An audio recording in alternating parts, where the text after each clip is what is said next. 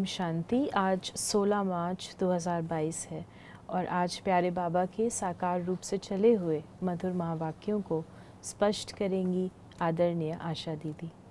ओम शांति दीदी।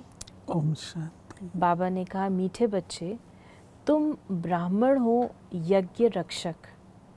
ये यज्ञ ही तुम्हें मन इच्छित फल देने वाला है।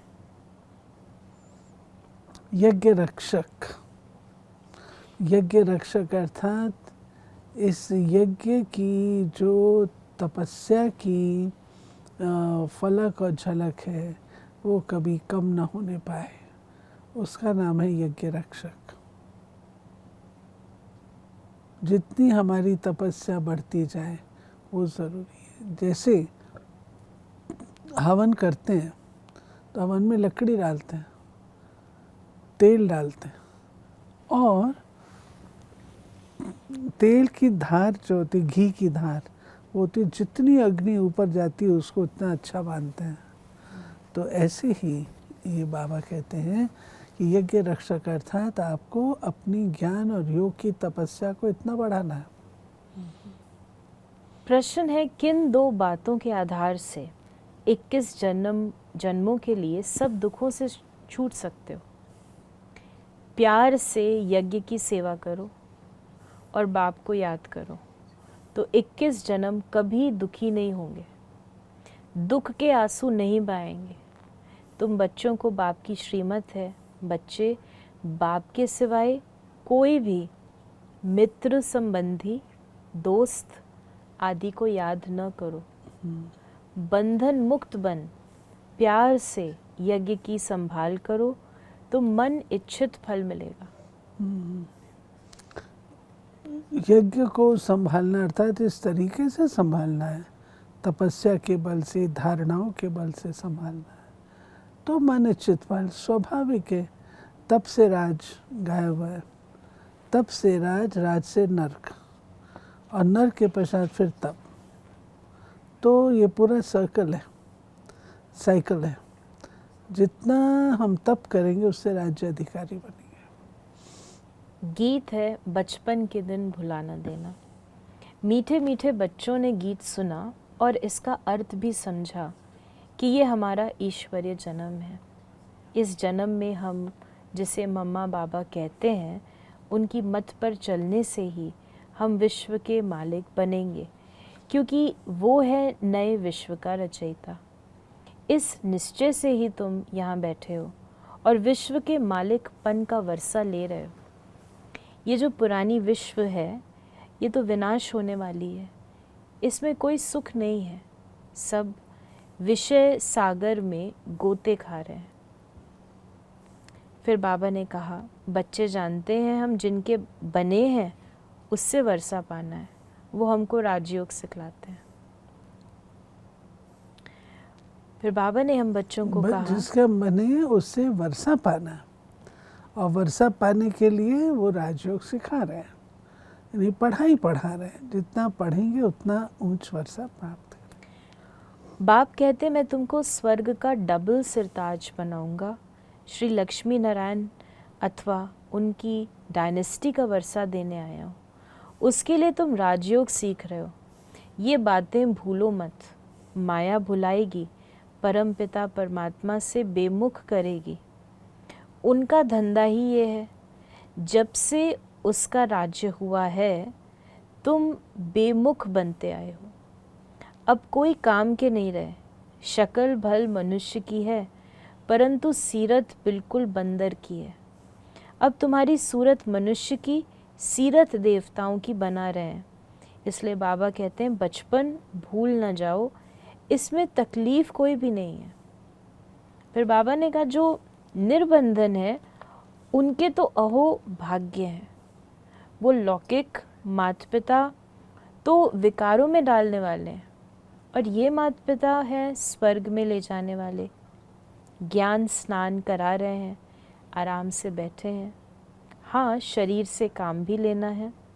बेहद के बाप से वर्षा मिल रहा है और कोई की याद नहीं सताती। अगर कोई बंधन है तो फिर याद सताती है। बाबा कहता है कि अपने बंधनों को ढीला करते जाओ। जब मरजीवा बने हों, पुराने शरीर को, पुरानी दुनिया को छोड़ना ही है, तो आप देखिए जिस समय मुर्दे को भी ले जाते हैं ना, तो उसके बंधन बांधे होते हैं, वो सारे काटे जाते हैं, तोड़े जाते हैं। काटते नहीं है कैंची से, तोड़ते हैं। इसका अर्थ ये होता है कि आपको अपने बंधनों को तोड़ना है। अगर बंधन होगा तो आपकी बुद्धि जाएगी। सारे बंधन इस दुनिया के तोड़ के जा रहे हैं। और बाबा ने बंधन में एक और चीज़ भी ऐड करी, कोई संबंधी याद आया, मित्र दोस्त याद आया, बायोस्कोप याद आया। तुमको तो बाप कहते हैं और कोई को याद नहीं करो, यज्ञ की सेवा करो और बाप को याद करो। तो बाबा ने बायोस्कोप को भी बंधन के कैटेगरी में डाल बुद्धि दिया। जाती है ना, बुद्धि जाएगी ना आपकी। बाबा का रहस्य है कि बुद्धि हमारी कहीं नहीं जानी चाहिए, तो वो आपके संकल्पों को बांधता है। अब बाप कहते हैं और सब चिंताओं को छोड़, यज्ञ की सर्विस प्यार से करो, धारणा करो। पहले पहले अपना जीवन हीरे जैसा बनाओ, वो बनेगा श्रीमत पर। यहाँ तो सब बच्चे बंधन से छूटे हुए हैं। अपना स्वभाव भी बहुत अच्छा रखना है, सतो प्रधान बनना है, नहीं तो सतो प्रधान राज्य में ऊंच पद पा नहीं सकते। यज्ञ से जो कुछ मिले वो स्वीकार करना है। बाबा अनुभवी है, भल कितने भी बड़ा जौहरी था, कहाँ आश्रम में जाएंगे तो आश्रम के नियमों पर पूरा चलेंगे। वहाँ ऐसे नहीं मांगा जाता हमको फलानी चीज़ तो। बड़ा रॉयल्टी से जो भोजन सबको मिलता है वही खाया जाता है। इस ईश्वरीय आश्रम में बड़ी शांति चाहिए। बाबा समझदारी दे रहे हैं बच्चों को कैसे रहना चाहिए। रॉयल्टी हर बात में होनी चाहिए। कोई चीज़ की आवश्यकता है तो मांगना भी नहीं है। फिर बाबा ने हम बच्चों को कहा कि अगर अभी सर्विस लायक न बने तो फिर कल्प कल्पांतर पद भ्रष्ट हो जाएंगे। अंधों की लाठी बन, ये महामंत्र सबको देना है। यही संजीवनी बूटी है। कोई कोई को माया बिल्कुल ही बेहोश कर देती है। इस युद्ध के मैदान में तो कहा जाता है बाप और वर्षे को याद करो, ये है संजीवनी बूटी। हनुमान तो तुम ही हो, नंबरवार महावीर बनते हो।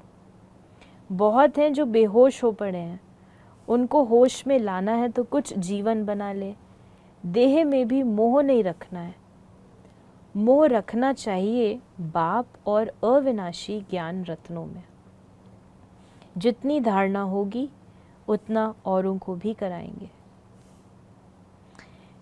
फिर बाबा ने कहा, बाबा ने जो बात कही है इसके ऊपर थोड़ा मनन चिंतन करना कि मोह रखना है तो अविनाशी से। जो विनाशी चीज़ें हैं वो तो वैसे ही टूटने वाली हैं, उनसे मोह रखेंगे तो आप दुखी होंगे। लाडले बच्चे, लाडले मीठे मीठे बच्चे, बाप कहते हैं मुख से सदैव ज्ञान रतन निकालो, पत्थर नहीं निकालो। कोई भी संसार समाचार की बातें नहीं निकालो, नहीं तो मुख कड़वा हो जाएगा। तो बाबा जब कहते हैं संसार समाचार, इसमें हम न्यूज़ को भी ऐड करेंगे। न्यूज़ जो हम सुनते हैं। नहीं बाबा न्यूज़ को कहता था, बाबा भी सुनते थे न्यूज़। मैं इसलिए नहीं कह रही कि मैं कोट नहीं कर रही हूँ, परंतु बाबा हमेशा कहते हैं कि जब कोई सेवा के फील्ड में होता है तो उसको थोड़ा न्यूज़ का ज्ञान होना चाहिए, लेटेस्ट वर्तमान समय की क्या है। और जिसके लिए कोई मतलब ज़रूरत नहीं है वो फिर क्यों करे। एक समय था जो हम लोग अखबार बिल्कुल टच नहीं करते थे, लेकिन जब सेवा के क्षेत्र में हम उतरे, अब मान लीजिए किसी की डेथ हो गई और हमको पता नहीं है, हम उसे अपॉइंटमेंट ले रहे हैं, नॉलेज तो चाहिए ना। ऐसा एक आध बार हुआ, आपके साथ? मेरे साथ भी हुआ। तो वो ठीक नहीं है। इसलिए वो न्यूज़ थोड़ी बहुत देखना, टीवी पे ना देखो, अखबार में देखो, जो कुछ है अगर आप टीवी पर देखते जहाँ हैं जिसको ज़रूरत है वो देखे बस। मुरली लिखना बहुत अच्छी सर्विस है, सभी खुश होंगे, आशीर्वाद करेंगे। हाँ, ये स्टेंसिल से उस समय लिखते थे, प्रिंट थोड़ी होती थी, लिथो होती थी। तो इसलिए हमने बाबा भी कहें- लिखी है मुरली। आज बाबा ने हम बच्चों को वरदान दिया है, हदों से न्यारे रह, परमात्म प्यार का अनुभव करने वाले रूहानियत की खुशबू से संपन्न भव।